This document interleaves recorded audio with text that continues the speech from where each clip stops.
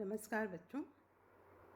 हम रीति काव्य सुमन पुस्तक में संकलित अध्याय भूषण का अध्ययन आज करेंगे। कवि भूषण रीतिबद्ध काव्य धारा के कवि माने जाते हैं तथा वीर रस के प्रतिनिधि कवि के रूप में इनको जाना जाता है। इसीलिए पंडित विश्वनाथ प्रसाद मिश्र ने कवि भूषण को राष्ट्रीय कवि की उपाधि दी, क्योंकि उनके काव्य में राष्ट्र, समाज, धर्म, राजनीति को जगाने और बचाने का प्रबल आह्वान मिलता है। पिछले वीडियो में हम भूषण के कुछ पदों का अध्ययन कर चुके हैं। आज इस पद का हम अध्ययन करेंगे। प्रस्तुत कवित्व में कवि भूषण ने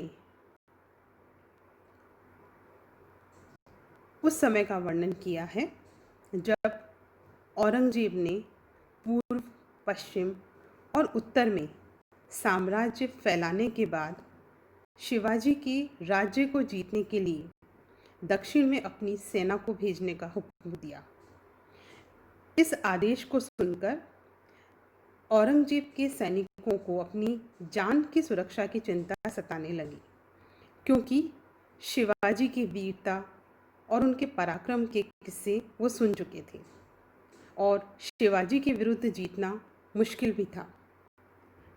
इन पंक्तियों में कवि भूषण ने सैनिकों की इसी मनोदशा का चित्रण किया है। इस कवित्व को ध्यान से देखिए।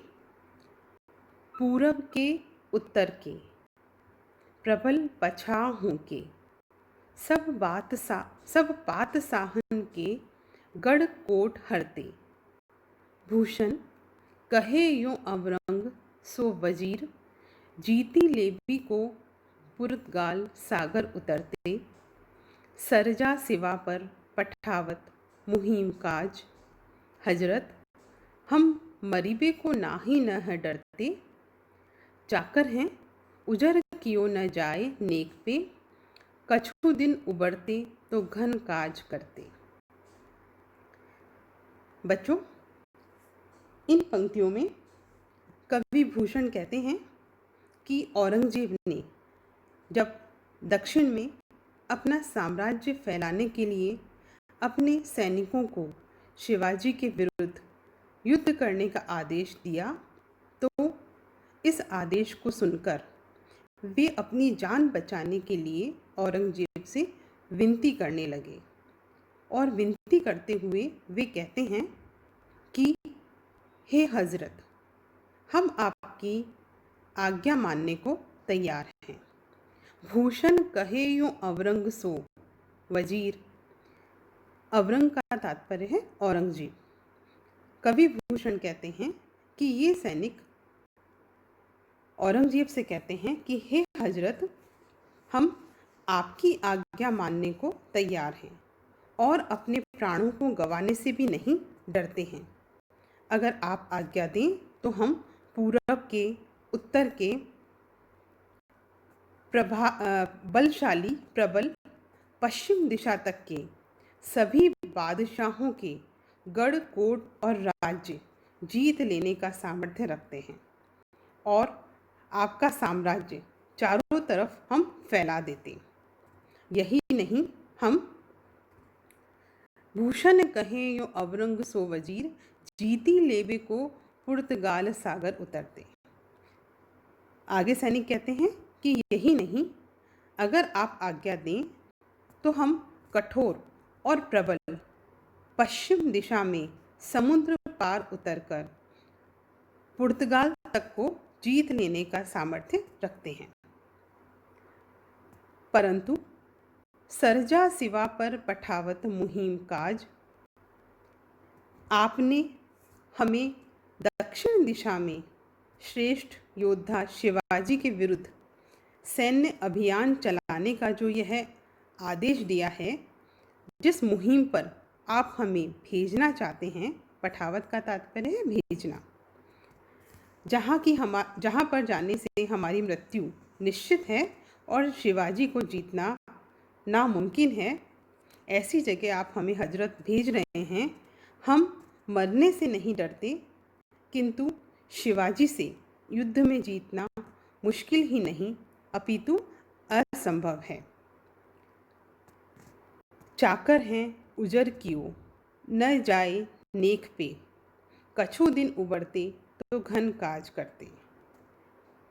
अंतिम पंक्तियों में सैनिक कहते हैं कि हे बादशाह, हम आपके चाकर हैं अर्थात सेवक हैं, इसलिए आपसे विद्रोह भी नहीं करना चाहते, परंतु कुछ दिन और जीवित रहते तो आपके लिए अनेक कार्य करते और अनेक बादशाहों को जीतते। बच्चों, इन पंक्तियों में व्यंग्यार्थ यह है कि शिवाजी के विरुद्ध युद्ध की मुहिम पर भेजकर आपने हमारी मृत्यु को निश्चित कर दिया है। अब हम आपके और अधिक काम न आ सकेंगे। यह मुहिम आपकी सबसे बड़ी भूल होगी, क्योंकि वो जानते थे कि वीर शिवाजी को जीतना नामुमकिन है, असंभव है। इन पंक्तियों में औरंगजेब की साम्राज्य लिप्सा और कठोरता सहज रूप में देखी जा सकती है। वहीं शिवाजी का युद्ध कौशल और उनकी वीरता सैनिकों के डर से स्पष्ट झलक रही है। वीर रस के साथ सैनिकों के डर में मधुर हास्य की सृष्टि इस पद में होती है। अतिशयोक्ति अलंकार और मनहरण कवित्व छंद का प्रयोग हुआ है। भाषा की जब हम बात करते हैं तो ब्रज भाषा में उर्दू फारसी के शब्दों जैसे कि पातसाहन, कोट, सागर, मुहिम, हजरत, उजर का समावेश युगीन यथार्थ का सूचक है। अतिशयोक्तिपूर्ण वर्णनात्मक शैली में शिवाजी की प्रशंसा और सैनिकों का डर वर्णित किया गया है। धन्यवाद।